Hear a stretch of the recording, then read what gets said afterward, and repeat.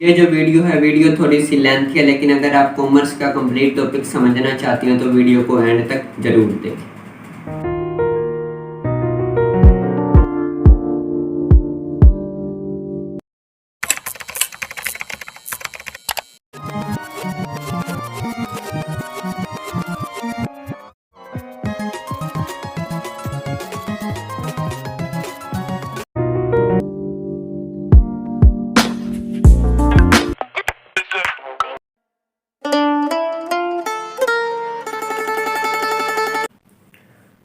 Welcome back to another interesting video. आज बात करेंगे कॉमर्स क्या है। तो सबसे पहले जब भी कॉमर्स की बात आती है, जो फर्स्ट वर्ड हमारे माइंड में आता है उसका मीनिंग का तो सीधा हम बोल देते हैं वाणिज्य है। क्या वाणिज्य ही कॉमर्स है? उसके अलावा जो हमारे माइंड में आता है कि वो स्ट्रीम जो हमें 10th के बाद साइंस और आर्ट्स के साथ फ्री मिल जाती है, क्या ये कॉमर्स है? तो आज कॉमर्स क्या है उसकी कंप्लीट बात करने वाले हैं। What is the meaning of commerce? तो सबसे पहले जो बात आती है वो है डेफिनेशन ऑफ कॉमर्स। कॉमर्स की डेफिनेशन क्या है? दो तरह से डेफिनेशन की बात करेंगे। नंबर 1 थोड़ी सी आपको हो सकता है डिफिकल्ट लगे, तो सेकंड वाले की भी बात करेंगे। सबसे पहले फर्स्ट वन को देख लेते हैं हम।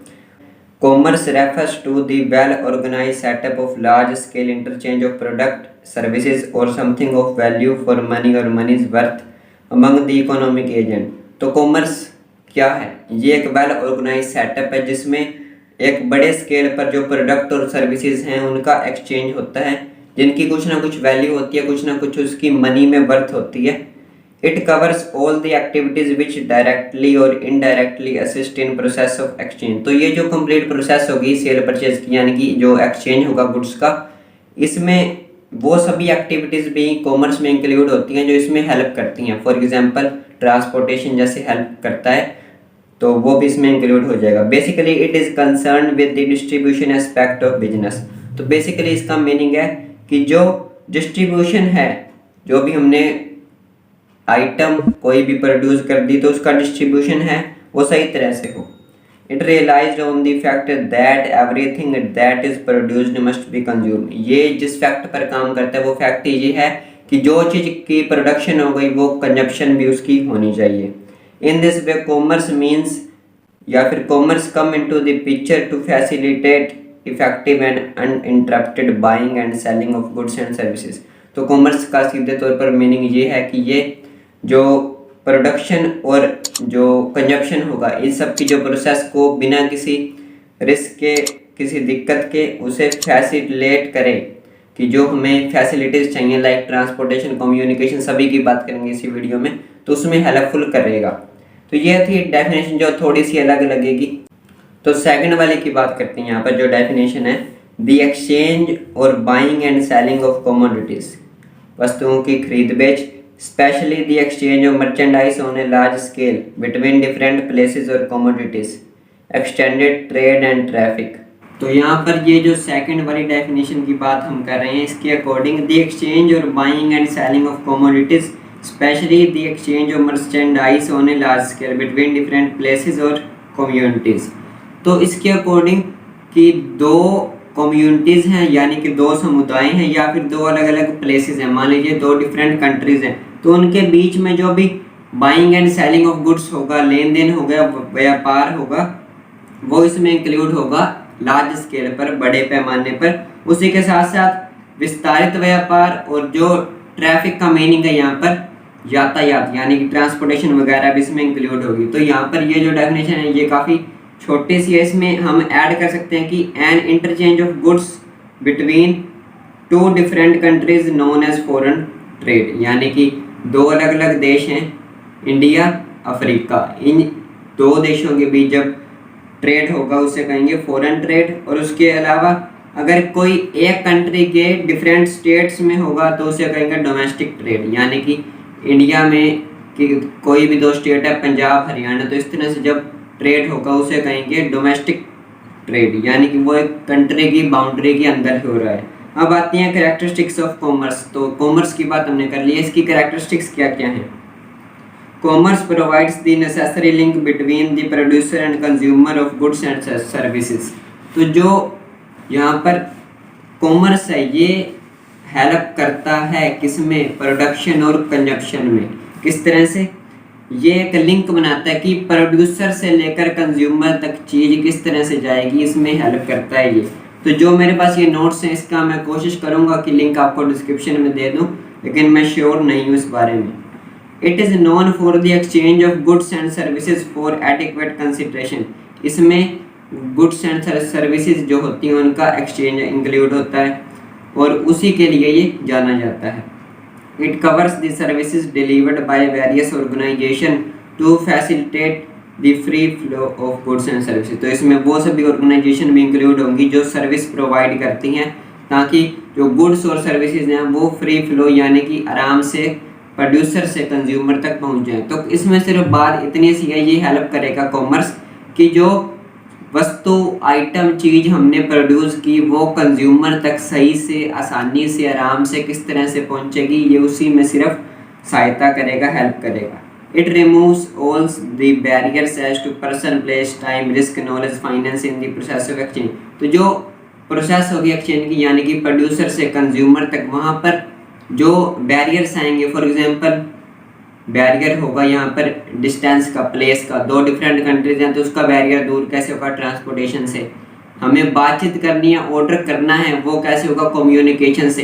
पैसों की प्रॉब्लम है तो फाइनेंस, इंश्योरेंस भी होगा उसमें। तो सभी चीज़ें ये जो है ये हेल्प करेंगी कि किस तरह से बैरियर हटेंगे। तो बैरियर यानी कि बाधाएँ जो होंगी प्रोड्यूसर से कंज्यूमर तक की, उसे हटाने में ये हेल्प करेगा।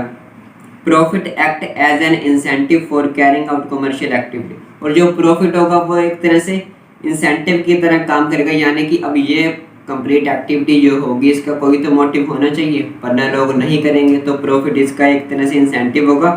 It tends to create utility, ये उपयोगिता को प्राप्त करता है या बनाता है, बढ़ाता है। अब बारी आती है क्लासिफिकेशन ऑफ कॉमर्स की, कि कॉमर्स की क्लासिफिकेशन कैसे होगी। तो कॉमर्स की क्लासिफिकेशन मेनली दो तरह से होती है। ये अब आपके सामने एक चार्ट शो होगा आपकी स्क्रीन पर। तो इसमें सबसे पहले अगर बात करें तो यहाँ पर शो हो रहा है इस चार्ट में ट्रेड और ऑक्सिलरीज टू ट्रेड, यानी कि ट्रेड का मीनिंग तो व्यापार और ऑक्सिलरीज मीनिंग जो उसकी सहायक क्रियाएं हैं, यानी कि व्यापार, ट्रेड और उसकी सहायक क्रियाएं, व्यापार और उसकी सहायक क्रियाएं, trade and auxiliaries to trade. Trade में क्या इंक्लूड होगा, इंटरनल ट्रेड यानी कि एक देश के अंदर, अभी बात करेंगे इसकी भी, एक्सटर्नल ट्रेड। और उसके बाद इंटरनल ट्रेड के भी आगे दो पॉइंट है, होलसेल और रिटेल। और एक्सटर्नल ट्रेड की हैं इंपोर्ट, एक्सपोर्ट, एंटरपोर्ट। उसके बाद जो इसकी सहायक क्रियाएं हैं यानी कि ऑक्सिलरीज टू ट्रेड है, इसमें इंक्लूड होगा transportation, warehousing, banking, insurance, advertising और कम्युनिकेशन। तो ये सब कुछ इंक्लूड होगा इस चार्ट में। सबसे पहले बात करेंगे हम ट्रेड क्या है।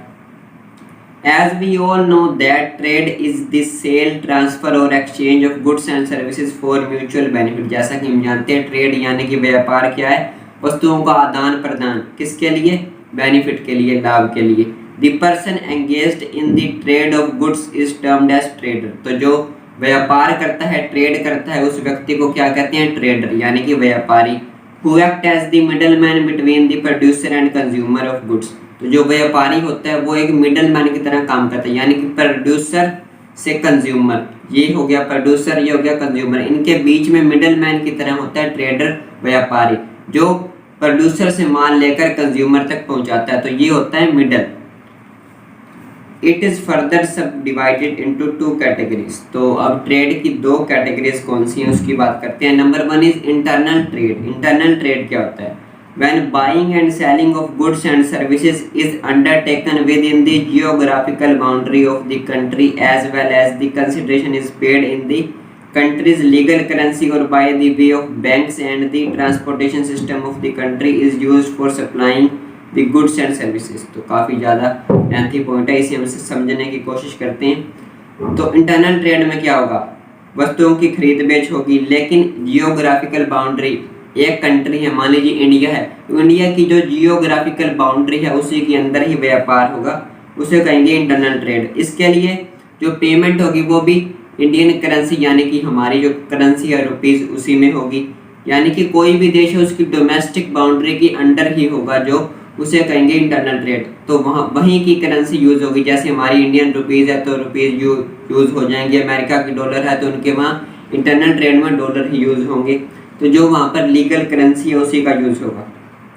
तो जो उनकी लीगल करेंसी होगी उसी का यूज होगा, वहीं के जो बैंक्स हैं उनके सिस्टम की उसी का यूज होगा, ट्रांसपोर्टेशन सिस्टम भी उसी कंट्री का यूज होगा। इंडिया में हो रहा है तो इंडिया की जो करेंसी है उसी का इस्तेमाल होगा, उसी का सिस्टम होगा ट्रांसपोर्ट का सारा, और उसी के बैंक होंगे जिससे गुड्स एंड सर्विसेज की सप्लाई की जाएगी।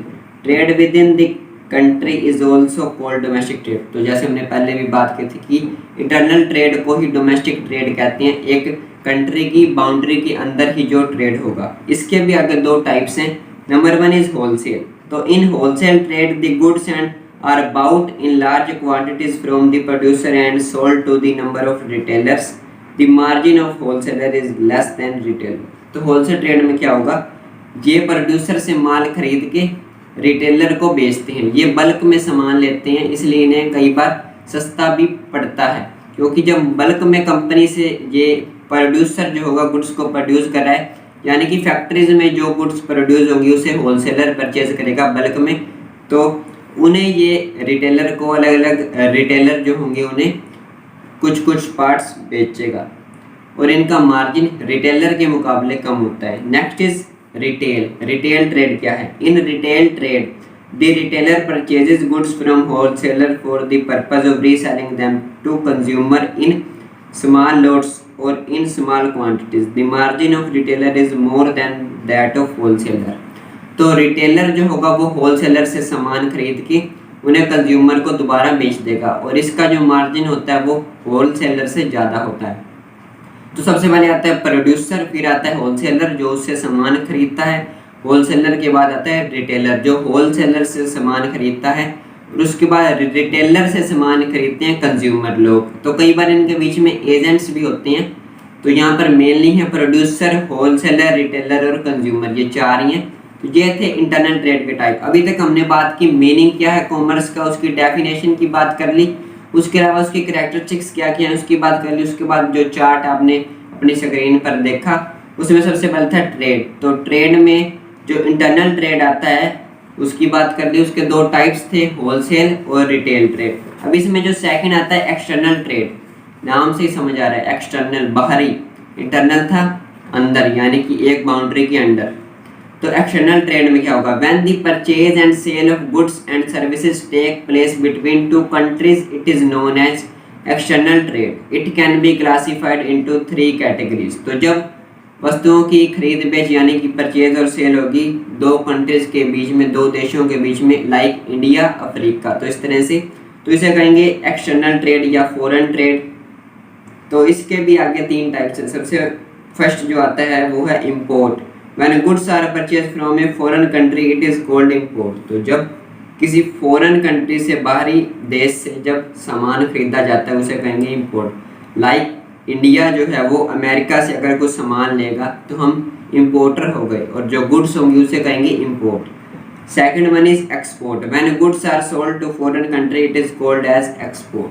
तो जब हम इंडिया का माल अमेरिका को बेचेंगे, जहाँ से वहाँ पर जाएगा, तो उसे कहेंगे एक्सपोर्ट, यानी कि जो माल हमारा हमने बाहर बेचा, फॉरेन कंट्री में बेचा, उसे एक्सपोर्ट कहेंगे, और जो हमने फॉरेन कंट्री से माल को मंगवाया उसे इंपोर्ट कहेंगे।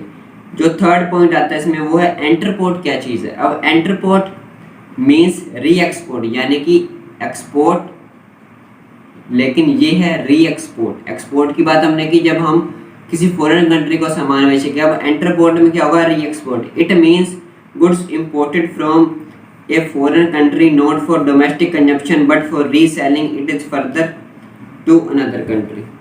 तो यहाँ पर इसे समझने की कोशिश करते हैं। इंपोर्ट में क्या होगा? हमने अमेरिका से सामान खरीदा अपने यूज़ के लिए, और एक्सपोर्ट में क्या होगा? हम सामान भेजेंगे और अमेरिका खुद यूज़ करेगा। लेकिन एंटरपोर्ट में क्या होगा?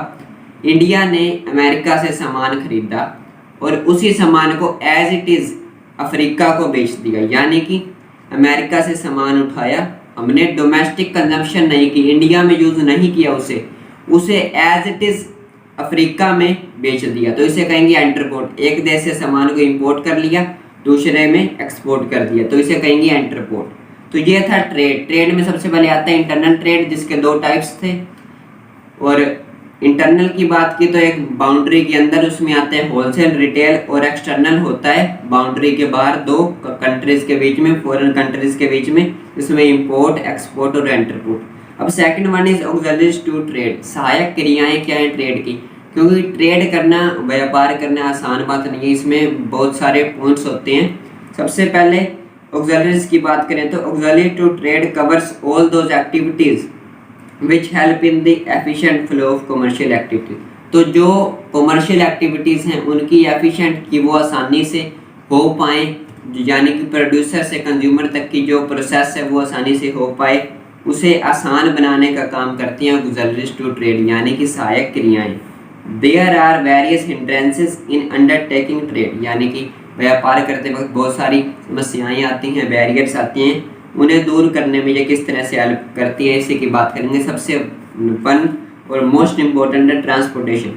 Transportation activities facilitate in the removal of hindrance of place as goods are produced in a specific location only, hence these goods need to be moved from their place of origin to the place of consumption.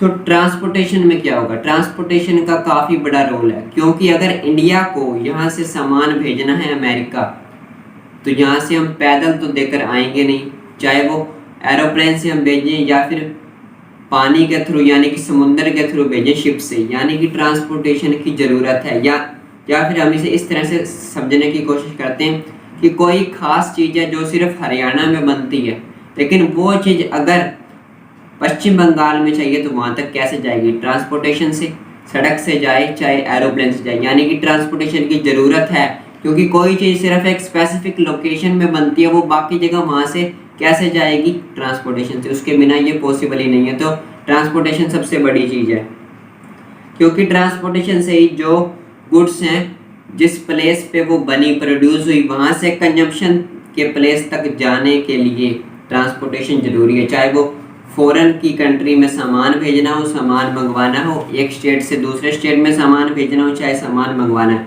तो transportation सबसे बड़ी चीज़ है। इसके बिना कोई भी trade आसान नहीं है, वो काफ़ी ज़्यादा मुश्किल होने वाला है। Second one is warehousing. Warehousing involve safe storage of goods which facilitates the removal of hindrance of time.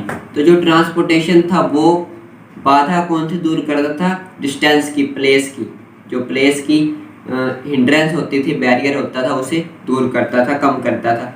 Where housing कम करेगा टाइम की हिंड्रेंस को, किस तरह से, there are number of goods which are purchased या फिर produced in specific season, for example cotton, juice, sugar cane etcetera.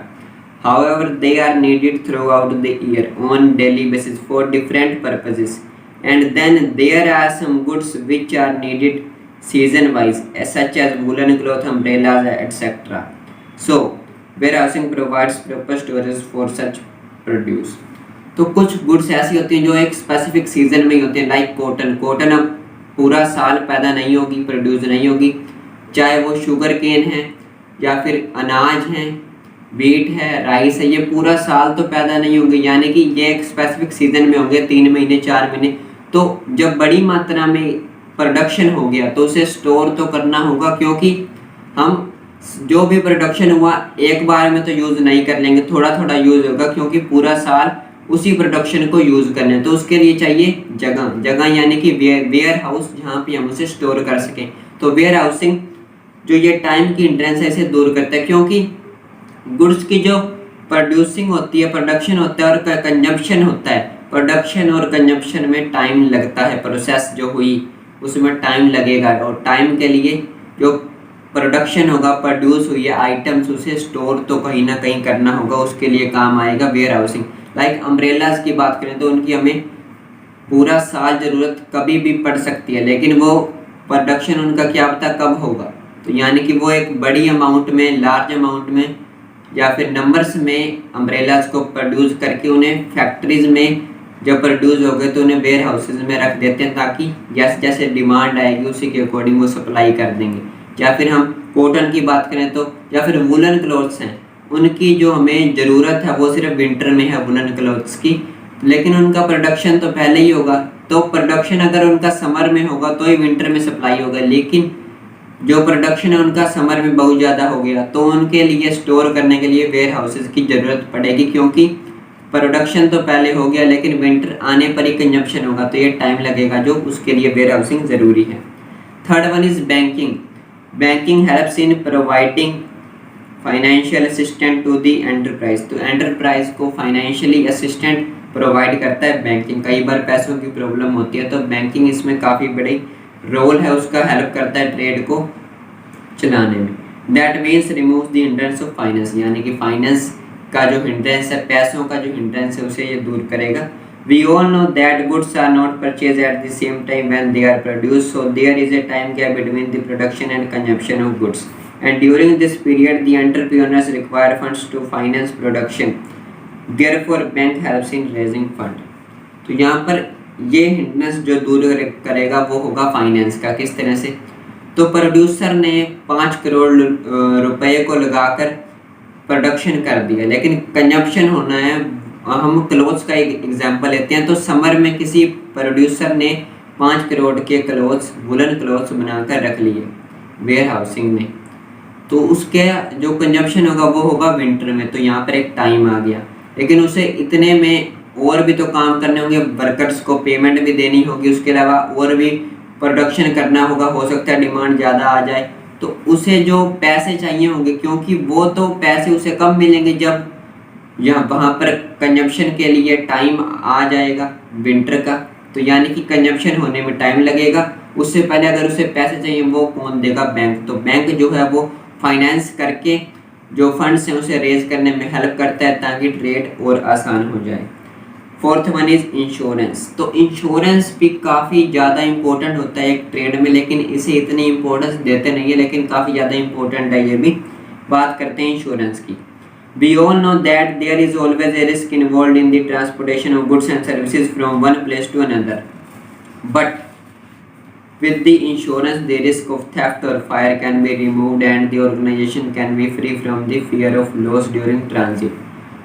तो यहाँ पर फॉरेन ट्रेड का हम एग्जांपल लेते हैं। इंडिया से सामान गया अमेरिका में, तो जाना है वो सामान शिप से, यानी कि समुद्र के रास्ते से अगर सामान जाना है, लेकिन रास्ते में हो सकता है जहाज डूब जाए, यानी कि नुकसान होने के चांसेस हैं। तो लेकिन अगर इंश्योरेंस है पहले से गुड्स का तो नुकसान इतना बड़ा नहीं होगा, क्योंकि कंपनी क्लेम कर लेगी। इंश्योरर जो कंपनी होगी, जिस कंपनी से इंश्योरेंस करवाया होगा, उसे क्लेम कर लेगी, जिससे कि नुकसान कम हो जाए।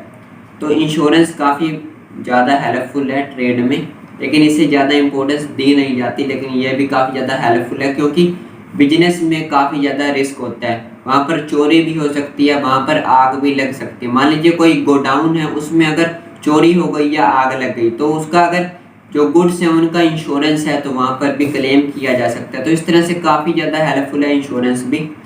Next one is advertising. Until and unless firms advertise their goods and services in the market, consumer or customer may not be aware of product available. Hence, advertising facilitates the removal of hindrance of information or knowledge. तो जिस तरह से transportation place की hindrance को दूर कर रहा था, वेयर हाउसिंग टाइम की हिंड्रेंस को, बैंकिंग फाइनेंस की हिंड्रेंस को, उसी तरह से जो एडवर्टाइजिंग है, एडवर्टाइजमेंट है, वो कौन सी हिंड्रेंस यानी कि बैरियर को दूर करेगा? इन्फॉर्मेशन के और नॉलेज के बैरियर को दूर करेगा एडवर्टाइजिंग। क्योंकि जब तक एडवर्टाइजमेंट ही नहीं होगी, कस्टमर्स को पता ही नहीं चलेगा कि कौन सा प्रोडक्ट बाजार में आया।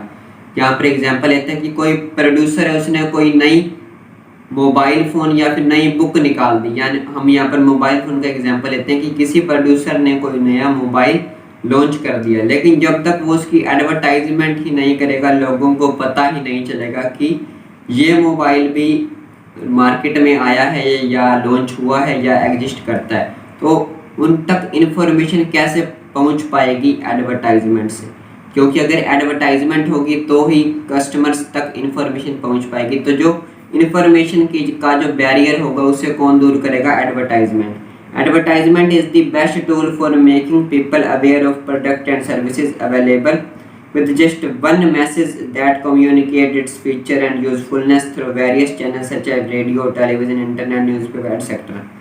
तो एडवर्टाइजमेंट जो है वो काफ़ी अच्छा टूल है ताकि हम लोगों को अवेयर कर पाएँ कि कौन सा प्रोडक्ट हमारी कंपनी ने निकाला है, यानी कि कौन सा प्रोडक्ट नया मार्केट में आया है जो हमारी कंपनी ने निकाला है, उसके बारे में लोगों को अगर बताना है, जागरूक करना है, तो उसमें काफ़ी बड़ा रोल होगा एडवर्टाइजमेंट का। एडवर्टाइजमेंट के बिना ये पॉसिबल नहीं है। तो एडवर्टाइजमेंट हम करेंगे तो उससे लोगों को मोबाइल फ़ोन है तो उसके फीचर्स के बारे में बता पाएंगे, क्या क्या नए फीचर्स हैं इसमें। तो एडवर्टाइजमेंट कहीं भी हो सकती है, रेडियो, टेलीविज़न, न्यूज़पेपर, इंटरनेट है एक्सेट्रा। तो काफ़ी ज़्यादा चैनल्स हैं आजकल। तो सोशल मीडिया हो गया, इंटरनेट, उसके अलावा न्यूज़पेपर, मोबाइल फ़ोन पे जो एड्स वगैरह डालकर, रेडियो, टेलीविज़न, तो काफ़ी ज़्यादा एडवर्टाइजमेंट के लिए आजकल काफ़ी ज़्यादा चैनल्स हैं। और एडवर्टाइजमेंट ही टूल है जिससे जो प्रोड्यूसर है वो अपने सामान को, अपनी आइटम को जो उसने प्रोड्यूस कर ली है, प्रोडक्शन कर लिया, उसका ज़्यादा से ज़्यादा सेल कर सकता है, क्योंकि एडवर्टाइजमेंट से ही सेल बढ़ सकती है। तो यही सबसे अच्छा टूल है और ये इन्फॉर्मेशन का जो बैरियर है उसे दूर करेगा, लोगों को बता पाएगा कि ये प्रोडक्ट या मोबाइल फ़ोन या कोई भी चीज़ नई मार्केट में आई है। And next one is communication. Communication भी काफ़ी ज़्यादा इंपॉर्टेंट है और ये लास्ट पॉइंट है हमारा। The goods and services provided by different organizations are required to be communicated among the buyers. In the same way, goods and services needed or desired by buyer have to be conveyed to the seller by the way of orders. तो communication के बिना तो possible ही नहीं है, कोई भी trade communication के बिना तो पॉसिबल ही नहीं है, क्योंकि कम्युनिकेशन होगा तो ही तो लोगों को पता चल पाएगा कि ये प्रोड्यूसर ने प्रोड्यूस किया है। क्यों? फॉर एग्जाम्पल, अगर कोई दो लोग कम्युनिकेट ही नहीं करेंगे तो कोई बात नहीं बन पाएगी। उसी तरह से यहाँ पर कम्युनिकेशन की बात कर रहे हैं तो ये किस तरह से यूज़फुल है, इसकी मैंने 6 वीडियोज़ इस पर बन चुकी हैं, उसका लिंक भी आपको डिस्क्रिप्शन में मिल जाएगा। यहाँ पर बात करते हैं हम अकॉर्डिंग टू कॉमर्स कम्युनिकेशन कैसे इम्पोर्टेंट है। तो जो प्रोड्यूसर है या फिर डिफरेंट ऑर्गेनाइजेशन है वो कम्युनिकेट करेंगी बायर को, बताएंगे कि हमने ये प्रोड्यूस किया, ये आप खरीदिए, इसे टेस्ट कीजिए। उसी तरह से जो बायर हैं वो भी उन्हें कम्युनिकेशन से ही तो बता पाएंगे कि हमें ये चीज़ चाहिए, आप इसे इस तरह से बनाइए। यानी कि कम्युनिकेशन के बिना तो ट्रेड पॉसिबल ही नहीं है। जब तक कम्युनिकेशन ही नहीं होगा, अगर बायर ऑर्डर ही नहीं देगा तो प्रोड्यूसर प्रोड्यूस भी नहीं करेगा। अगर प्रोड्यूसर ने प्रोड्यूस कर दिया लेकिन बायर को कम्युनिकेट ही नहीं किया कि मैंने ये चीज़ प्रोड्यूस कर ली है, तो भी कोई फ़ायदा नहीं है। तो कम्युनिकेशन भी काफ़ी बड़ा रोल है, इसके बिना पॉसिबल नहीं है ट्रेड का हो पाना। तो ये थी ऑक्सिलरीज टू ट्रेड। अब हम लास्ट इसकी जो हमने बात की कंप्लीट, इसकी एक कंप्लीट कंक्लूजन पर आए तो in layman terms commerce is not just about the exchange of goods and services, rather it includes all such activities which are essential to bringing goods from point of origin to the point of consumption। तो lemon terms में, simple terms में, साधारण terms में, साधारण व्यक्ति जिस तरह से समझ पाए उस तरह से बात करें तो कॉमर्स सिर्फ एक्सचेंज नहीं है गुड्स और सर्विसेज का, यानी कि गुड्स और सर्विसेज का लेन देन व्यापार ही नहीं है, इसमें वो सभी एक्टिविटीज़ भी इंक्लूड होंगी। It includes all such activities which are essential to bringing goods and services from the point of origin to the point of consumption. इसमें वो सभी एक्टिविटीज़ भी शामिल होंगी जिससे जो गुड्स हैं वो पॉइंट ऑफ प्रोडक्शन से पॉइंट ऑफ कंजम्पशन तक जा पाएँ। तो ये जो हमने बात की communication, warehousing, transportation, advertisement, banking, insurance, ये सभी जो चीज़ें हैं यही हेल्प करेंगी प्रोड्यूसर को कि वो उसका प्रोडक्शन कंज्यूमर तक पहुंचा पाए। प्रोडक्शन से कंजम्पशन का पॉइंट में जो प्रोसेस होगी, जो डिफरेंस है उसे कम करेगा। ये सभी ऑक्सिलरीज जो हैं ट्रेड की सहायक क्रियाएं हैं, ये सभी ही दूर करेंगी। तो ये थी सिंपल वर्ड्स में बात कॉमर्स की कि इसमें सिर्फ एक्सचेंज ही नहीं होता गुड्स का, इसमें वो सभी एक्टिविटीज़ भी शामिल होंगी जिसमें goods and services point of production से पॉइंट ऑफ कंजम्पशन तक जा पाएँ। तो यही थी इस वीडियो में कंप्लीट बात कॉमर्स की। तो यही थी बात कॉमर्स की। वीडियो अच्छी लगी हो तो लाइक कर देना, सब्सक्राइब कर दो हमारे चैनल को और मैं मिलूंगा आपसे नेक्स्ट वाली वीडियो में। उसके अलावा जो भी हमारी पहले वाली वीडियोज़ हैं सभी के लिंक डिस्क्रिप्शन में है, आप एक बार चैनल को भी विजिट ज़रूर करिए। उसके अलावा जो दूसरा चैनल है एनी टाइम अकाउंटेंसी, आप उसे भी विजिट कर सकते हैं, उसका भी लिंक आपको डिस्क्रिप्शन में मिल जाएगा। So thanks for watching.